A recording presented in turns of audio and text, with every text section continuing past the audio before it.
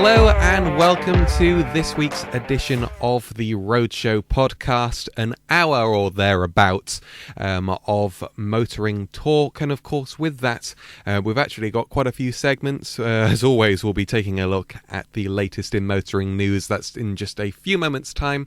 As well as that though, we have also got a little bit of consumer advice for you. If you've never listened to the Roadshow when we were a more conventional radio show, then you might not know about this. However, we have a segment on here called Three of a Kind, in which we compare three cars of a certain category, certain price range, that sort of thing, to see which one is best, at least on paper. So in terms of standard equipment, performance, fuel economy, and indeed owners' reviews as well.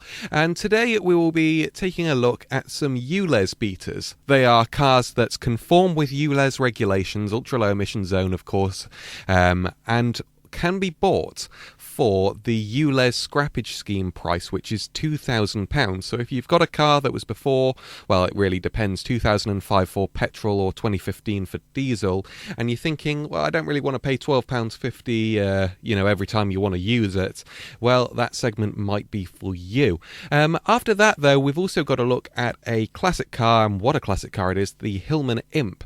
We'll be specifically taking a look at the development story behind it. So a lot to come during the show this week. I think we really do need to make a start. So why don't we do exactly that by heading over to the newsroom.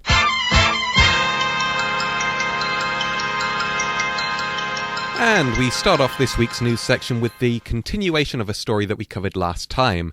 And that's because the EU have opened an investigation into Chinese car companies who have been accused of distorting European manufacturers by selling their own models here at lower prices. Speaking about the probe, the European Commission President Ursula von der Leyen said, and this is a quote, "Global markets are now flooded with cheaper Chinese electric cars, helped by huge state subsidies." Put short, many believe that the Chinese are able to dump their cars onto the continent for hard currency. However, not everyone feels that way. The German Chancellor Olaf Scholz, for instance, said, and again, another quote, "In the 80s, people said that Japanese cars were overrunning all other markets. 20 years later, it was cars made in Korea. Today, it's supposed to be Chinese electric cars." Instead, the leader of Germany said that more focus should be put onto getting the switch to EVs right. Quality over quantity, you might say. Whichever way you think, though, Mr. Scholz does have a point. Both the Japanese and the South Koreans were once derided for their cars, and now they're both considerably strong sellers across the world. And talking of industry, it was a bit of good news actually for workers in Oxford this week, as many announced that the electric car production will take place, or the production of electric cars, I think I meant to say, will take place at their famous Cowley factory. Now, of course, Cowley has been synonymous with the Mini since it first entered production in 1959, but last year saw many motorists get quite concerned when they heard that the new 2024 Mini electrics will be made over in China instead. Well, that's still very much so the case, at least from the get-go. When production begins next year, all of the models made in Britain will still be petrol-powered versions, either the 3-door, 5-door or convertible. However, this week saw the company, owned by BMW of course, announce that they will start production of two electric models in 2026. There's the electric Mini Cooper and also a small crossover EV called the Mini Aceman. Not to be confused with the Mini Paceman, which was a bit of a flop, but we'll gloss over that. According to the company, refitting the factory to produce the two models will cost £600 million for the factory, but it will allow them to make 200,000 vehicles each year. And of course, it also helps to keep the future bright for the Cowley plant. In other slightly draconian news, a number of MPs and peers this week have put forward an idea that could see drivers fined if they stray just 1 mile an hour above the speed limits. The all-party parliamentary group for cycling and walking launched their road justice inquiry this week, which features a list of measures that they want police forces around the country to take to help reduce the number of deaths on the roads. One of these is to reduce the tolerances used by a lot of the police forces in these cases.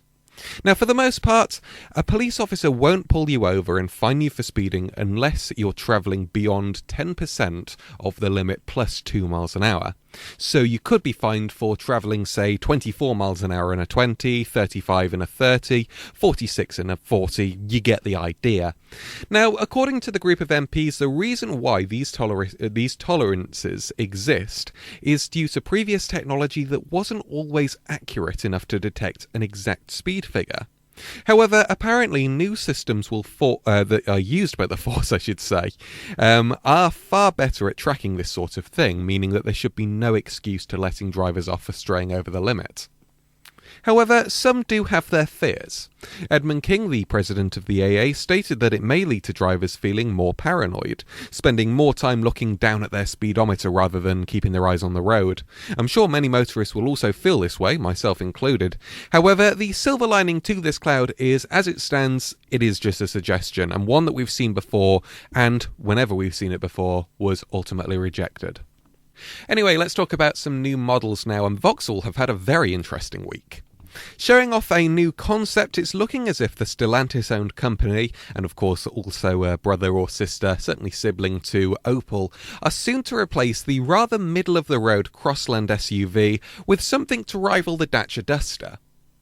The new model, which some actually think might be called the Frontera, of course a homage to the 90s off-roader, is very boxy in its design. Featuring the family visor front end, it has a short, stubby bonnet, thick C-pillars, and quite a nice trapezoidal-shaped honeycomb patterned grille. That's quite a hard thing to say. What hopefully I won't find harder to say is that it will also be quite a bit taller than the outgoing Crossland and feature a flatter tailgate, both signs that Vauxhall really want to maximise boot space for a car of this size. While we're not certain on what kind of power the new Vauxhall will have, it'll almost certainly sit on the CMP platform like the Corsa and the Mokka, meaning it will probably be able to use a 1.2 three-cylinder engine in its most basic form. That will be a petrol, of course, with a 1.5 diesel and even a full EV model being on the cards. CEO of Opel, Florian Huetel, my apologies, that was probably terrible, certainly referred to the latter, the electric form, this week when he said, "With the successor to the Crossland, we will make the fun of battery electric driving available across our entire model range and give our customers access to locally emissions-free mobility in every one of our models." Unfortunately, we've yet to know that much more about the new model, but when something crops up, I'll let you know. And finally, if you were at the Goodwood Festival of Speed, or for that matter listen to this podcast, you might remember a few months back all of those demonstrations of the Ford Mustang Mach-E Rally, a kind of especially tuned version of the electric crossover. Well, this week we got a glimpse of the production version of this rather interesting car, and I have to say, it looks good. Gone is the black and white patterned wrap, and in its place is a rather snazzy two-tone paintwork scheme. A bit like Bumblebee, although of course he was a Camaro, the Rally used in the press photos is a bright yellow with two matte black stripes going along the bodywork, something that looks pretty retro without being really gaudy. I like it. Also matte black is the faux grille, the door mirrors, and the rather chunky spoiler. However, a slightly 80s Group B rallying reference, at least in my opinion, is the bright white wheels. I think they're stunning. But you don't really buy a Ford Mustang Mach-E Rally for its appearance, or indeed just for that. Being the most powerful model in the range, it features a 91 kilowatt-hour battery pack and two electric motors that drive all four wheels. As a result, the Rally can make 487 brake horsepower. Now, would you believe that experts think that that will mean that it's not as fast as the GT is off the mark? That can reach 62 miles an hour or 100 kilometers an hour in 3.7 seconds, but it will be much better over uneven terrain. Using a unique suspension system, the Rally will have springs and shock absorbers that can be raised by 2 centimeters, along with off-road tyres. The Ford Mustang Mach-E Rally will be with us at at some point next year, I should say, but prices have yet to be confirmed. And with that, we come to the end of this week's news section. Of course, if you want to keep up to date with the latest motoring news as it happens throughout the week, why don't you follow us over on our social media pages. On Facebook, there's a group that you can add yourself to, and that is called the Roadshow Dougie Stone Radio. Or if you're more of an Instagrammer, the place to go to is D Stone Roadshow. That's the letter D, followed by Stone, as in the rock, Road Show. You can also email us. Our email address is, again, all one word here, obviously, theroadshow.radio@gmail.com. That's the Roadshow fullstopradio@gmail.com.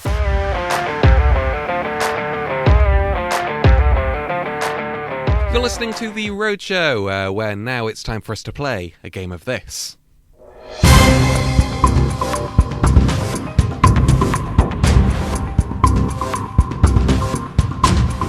Yes, indeed, it's time for Commercial Quiz Time, the part of the show where I play to you the audio to an automotive advertisement, and all I'd like you to do is take a listen to it, listen to the music, the voiceover, and of course my clues at the end. Try and guess what car is being advertised. So why don't we take a listen to our commercial for this week?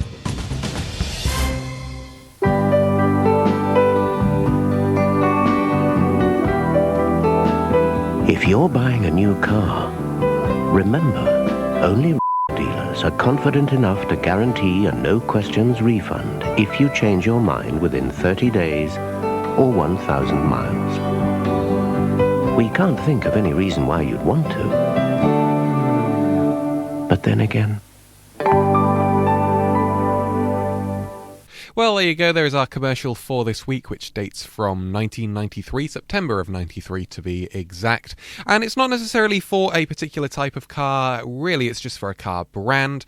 The premise of the advert is that somebody buys a brand new car, they go home, they put it in their garage, try and close the door, and it doesn't fit. So the kind of scheme that the company was going on about was that in a quite short period of time, if you find that the car isn't for you, then you get your money back. So I don't actually know. I thought there was another version of that advert where we see that person driving a smaller car back into that garage and it fitting perfectly. But maybe that's a bit of the old Mandela effect. What I do know, however, is that I'll let you know the answer to that at the end of the show. But now we need to move on, because we are now in the middle of September, and with that, a world where all of London's motorists are under the ultra-low emission zone. And for motorists of an older car, shall we say, it means that they've got a bit of a choice of either shelling out £12.50 every day that they use their car, or it getting scrapped for £2,000. But with used car prices growing ever stronger, £2,000 really isn't that much in the world of used cars these days. So in this part of the show, I thought it would be useful for us to see exactly what Sadiq's scrappage scheme gets you in 3 of a kind. Now, as I mentioned at the top of the show, if you're new to this segment, this is where I find 3 examples of cars for sale, new or used, to weigh up to find which one is the best, at least on paper. That means today we're looking for a ULEZ-compliant petrol car, I thought we'd go petrol, with 5 doors and plenty of life left in it for under £2,000. So without much further ado, why don't we meet today's contenders? First up, we've got a 2010 Vauxhall Corsa 1.2 SXi. Alright, it's very pedestrian if we're being honest, and was never really considered a brilliant car to drive. But this particular example's only covered 72,000 miles, and it can be yours for £1,999. Next up is a 2008 Nissan Note 1.4 Acenta. Again, not an amazing car, quite long in the tooth as well, but it does have a few hundred miles less than the Corsa, and also a slightly lower price too, £1,890. And finally, we've got a 2010 Fiat Grande Punto 1.4 Sound. Now, on face value, this appears to be the best value for money, offering a larger body and a lower mileage of just £60,000 for £1,995.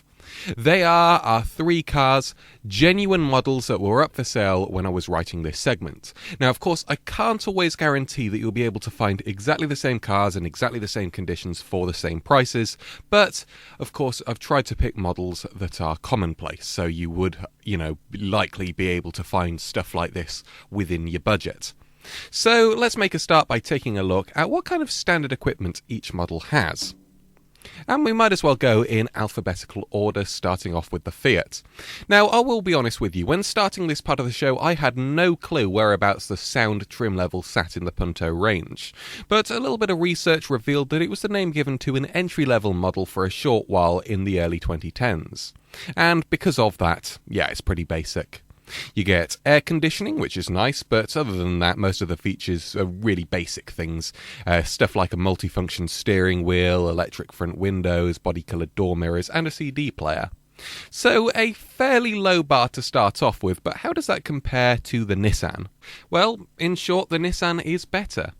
The Note Center that we have comes with air conditioning and a CD player, which for that matter has a 6-speaker audio system. But as well as that, you get alloy wheels, rear privacy glass, cruise control and electric mirrors. And finally we have the Vauxhall Corsa, and despite its dull looks, this SXI model was actually pretty well equipped. You get a whole 7 speakers for your CD player here, 16-inch alloy wheels, tinted rear windows, electric and heated door mirrors, variable power steering, air conditioning and cruise control. So if you're after some creature comforts with your new ULEZ free ride, get the Corsa. But what are our 3 scrappage scheme cars like out on the roads? Well, our Fiat comes with a 1.4 that makes 77 brake horsepower.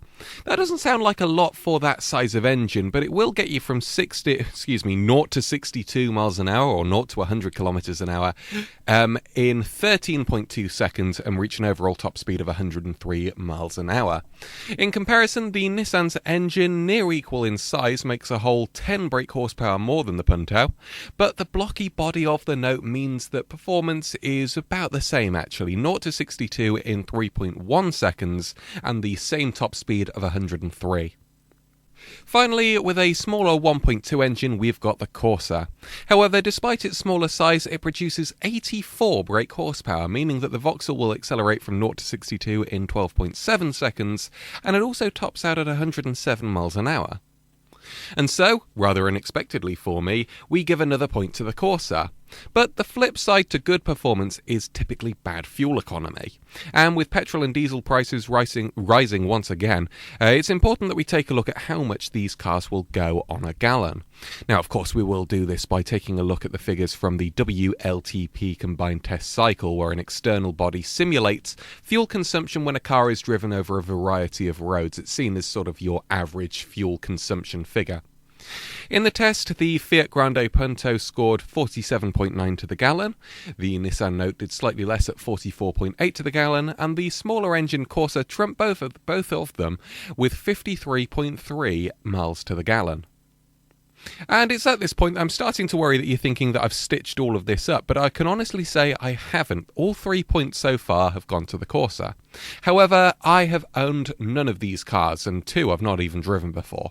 So let's get some opinions of some of the people that have by reading some reviews that can be found on the Parker's website.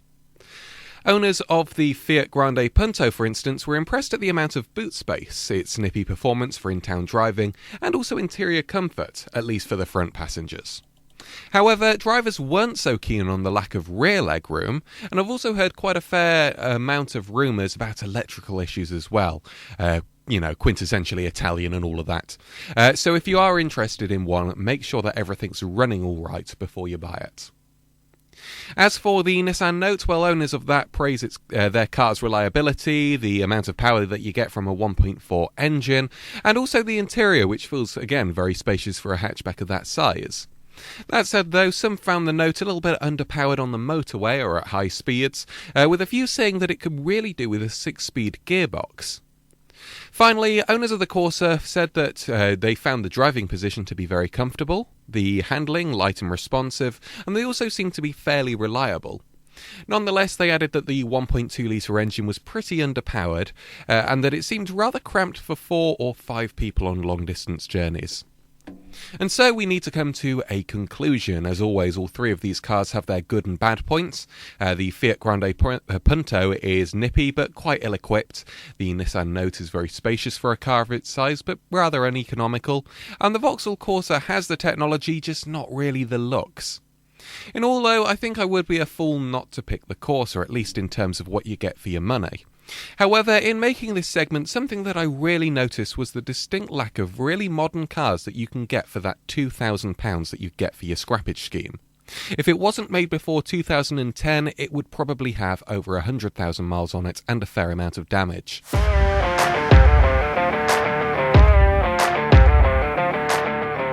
So now on the show, it's time for us to cover a car that for 60 years has sat on the borderline of being a classic and a British icon. With a 13-year production run, it was certainly popular, at least over here in Britain, but it was plagued with technical issues from the start and never quite managed to outsell its biggest rival, the Mini.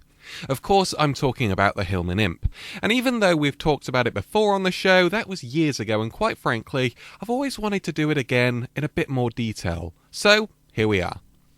Our story starts in 1956, when a world still recovering from the Second World War was faced with a little bit more austerity thanks to the Suez Crisis. Being a significant trade route for oil, the price of petrol very quickly increased and, for a short while here in Britain, was also rationed. For the first time since the end of the war, there was a real need for fuel-efficient cars, and unfortunately for us, the Germans could very quickly provide it.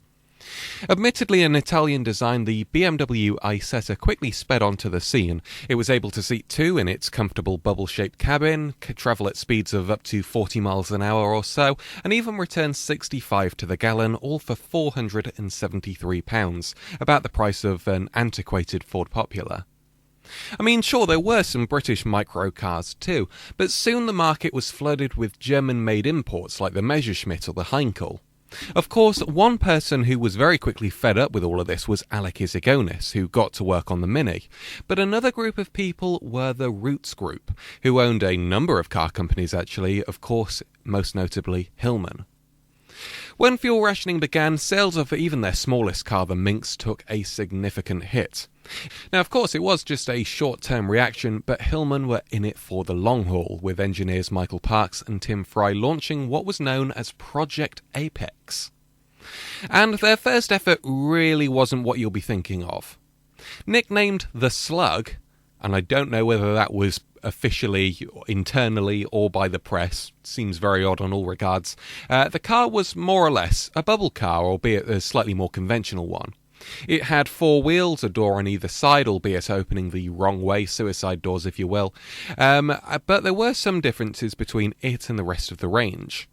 For starters, its engine was mounted at the rear, something that could help cut down on a bit of space that would have been taken up by a massive drive shaft running through the cabin, and as well as that there was a flat twin-cylinder engine that was made by Villiers.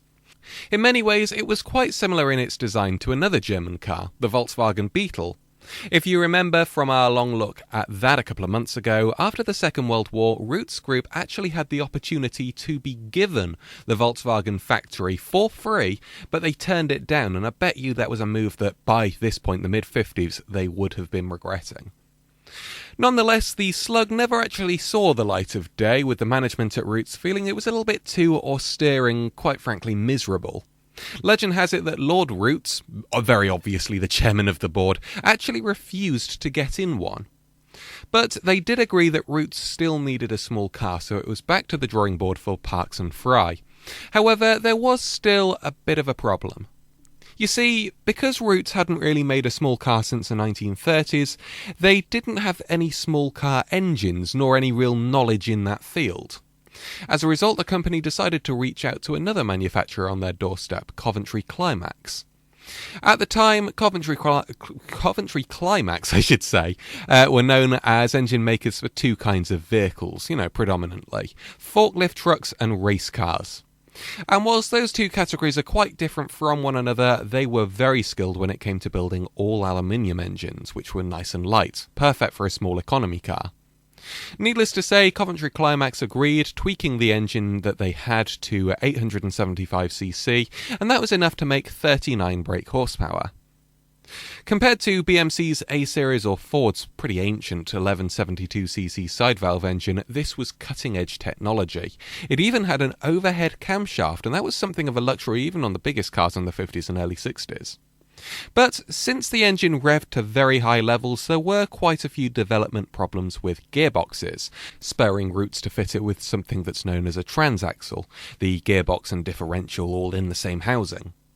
Again, that was really advanced for the time, something never seen on a Rootes car before, and the person behind it was a man called Adrian West. Designing gearboxes for Fiat, Renault and Simca, West knew what he was doing and again made something very advanced and pleasant to use. So Rootes had a good engine and a good gearbox. Now all they needed was something that didn't look like misery on wheels. And where do you go for the latest styling at the dawn of the 1960s? Of course, the good old USA. Under the guise of Peter Ware, Project Apex would drop the aerodynamic curvy styling for something boxier, more akin to, say, the Chevrolet Corvair. Simply put, it looked cool and would be something that would be really ideal for young people. However, again, life has a way of creating problems. This time round, it was the overall economy. We may never have had it so good at the end of the 50s, but at roots, belts were certainly being tightened. The company really could have benefited from some support from the government, but to get any cash they had to play by the rules, a very bitter pill to swallow. You see, the company really wanted to redevelop Brighton on Dunsmore, that was their factory in Coventry, their main manufacturing hub. However, the government wanted to increase job opportunities elsewhere, forcing them to set up a brand new factory in Scotland. Begrudgingly, they agreed, with the new factory being built in Linwood near Glasgow. Sure, it would be a logistical nightmare with Coventry Climax needing to send engines up by train, but at least they got the money, and by May of 1963 production was underway. And even though it was being built hundreds of miles away, the launch of the car made front-page news on the Coventry Evening Telegraph. Not many cars can say that these days. Their article read, and this is a quote, "The Duke of Edinburgh, guest of honour at the formal opening ceremony today of the new £23,500,000 Roots Group factory in Linwood, spent 10 minutes inspecting one of the group's new baby cars. While the Duke was touring the factory, it was disclosed that he had driven one of the new cars before arriving." So, before any of these cars had hit the dealers, the Hillman Imp already had a royal seal of approval. Again, not many cars can say that. And so it seemed it had the press's seal of approval too. The Motor magazine took a look at one the same month it launched, and they were particularly impressed with its handling, noting, "The fact remains, however, that the Imp can be hurled into corners at speeds which would be suicidal with most saloons, and with very little roll and no tyre squill. It just moors around them." However, in getting the unprecedentedly advanced car onto the market as efficiently as possible, early adopters of the Imp weren't quite so pleased with the finished product. And that's something that we'll be talking about in 2 weeks' time when we continue this long look.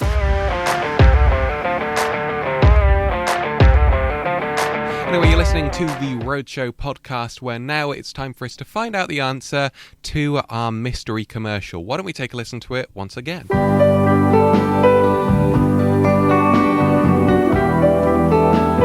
If you're buying a new car, remember, only Rover dealers are confident enough to guarantee a no-questions refund if you change your mind within 30 days or 1,000 miles.